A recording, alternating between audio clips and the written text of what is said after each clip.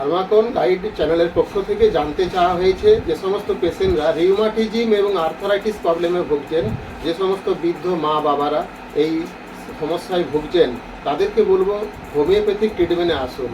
Homeopathic হচ্ছে better treatment.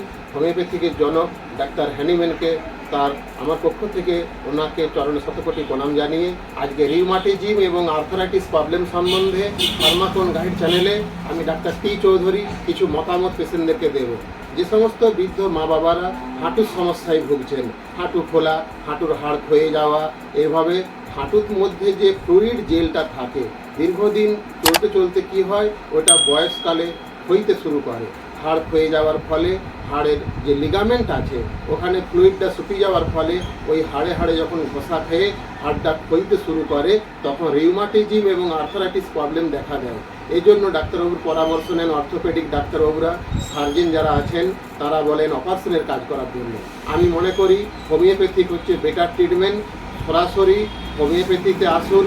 Allopathic যে ডাক্তারবাবুরা আছেন অর্থোপেডিক সার্জনের কাছে যাবেন না, কারণ তারা প্রথমেই আপনাকে বলবে অপারেশন হওয়ার কথা। আমি মনে করি অপারেশন হলে পরে আপনি আরও পঙ্গু হয়ে যেতে পারেন। আপনার যেহেতু ফ্লুইড জেলটা শুকিয়ে গেছে, ক্যালসিয়াম ট্রিটমেন্ট আপনাকে দিতে হবে। এবং হোমিওপ্যাথিক যে বেটার ট্রিটমেন্ট আছে, আমি মনে করি যে মেডিসিনগুলো আমি বলবো নিকটবর্তী হোমিওপ্যাথিক চিকিৎসকের পরামর্শ অনুযায়ী আপনারা কিনে খেলে আশা করি সুস্থ থাকবেন। রিউমাটিজম এবং আর্থারাইটিস প্রবলেমের জন্য যে মেডিসিনগুলো আমি ডাক্তার টি চৌধুরী হিসাবে আপনাদের পেশেন্টদেরকে বলবো, রুটাজি 1M এবং তার সঙ্গে যদি আমরা খাই কোনো রিউমোলিন ড্রপ বা রিউমোলিন ট্যাবলেট, এর সঙ্গে যদি আমরা ক্যালসিয়াম টনিক কোনো খেতে থাকি এবং তার জন্য ক্যালসিয়াম যে খাবারগুলো আছে বিভিন্ন ফল থেকে শুরু করে শাকসবজি থেকে শুরু করে এবং যে চুনো মাছ ইত্যাদি যদি খেতে শুরু করি তাহলে কিন্তু আমরা এই রিউমাটিজম এবং আর্থারাইটিস প্রবলেম থেকে মুক্তি পাবো এবং আমরা সুস্থভাবে জীবনযাপন করব। যে সমস্ত বৃদ্ধ মা বাবারা এই হাঁটুর সমস্যায় ভুগছেন, লিগামেন্টের হাড় ক্ষয়ে যাওয়ার ফলে বাথরুমে যেতে গেলে মারে বাবরে, উঠতে বসতে গেলে মারে বাবরে করছেন, আশা করি হোমিওপ্যাথিক ট্রিটমেন্ট যদি দীর্ঘদিন চালাতে থাকেন, আপনাকে অর্থোপেডিক সার্জনের কাছে না যেয়ে এই স্বল্প খরচে হোমিওপ্যাথি ডাক্তারবাবুর পরামর্শ অনুযায়ী আপনি অন্তত নিজের কাজ নিজে করতে পারবেন, উঠা বসা করতে পারবেন। আপনি যে সমস্ত ধর্মস্থানে যান, মন্দির মসজিদে, সেখানে আপনি আরামসে এই মন্দির মসজিদে কামনা প্রার্থনা করতে পারবেন। উঠা বসাতে আপনার কষ্ট হবে না। তবে রিউমাটিজম প্রবলেম থাকলে পরে হোমিওপ্যাথি ডাক্তারবাবুর পরামর্শ অনুযায়ী আপনি মেডিসিন কিনে খাবেন। রুটাজি 1M পোটেন্সি 10 ml 2 ডোজ করে সপ্তাহে একবার করে খাবেন। আর তার সঙ্গে রিউমোলিন ড্রপ চলবে আপনার।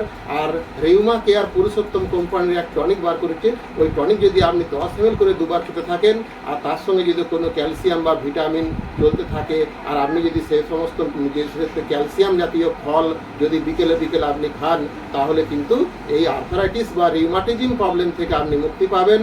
আর ফার্মাকন গাইড চ্যানেলের পক্ষ থেকে যে রিউমাটিজম এবং আর্থারাইটিস প্রবলেম সম্বন্ধে আমাকে জানতে চাওয়া হয়েছিল, আমি ডাক্তার টি চৌধুরী হিসাবে পেশেন্টদেরকে মতামত দিলাম। যদি আপনাদেরকে ভালো লেগে থাকে এই ফার্মাকন গাইড চ্যানেলের সাবস্ক্রাইব করবেন এবং প্রত্যেককে শেয়ার করবেন। পাশে দেওয়া যে বেলটি থাকবে সেই বেলটি বাজিয়ে দিবেন। আর আপনারা প্রত্যেককেই এই শেয়ারটা যাতে করে চ্যানেলটি শেয়ার করেন এই জন্য আমি বলে থাকবো।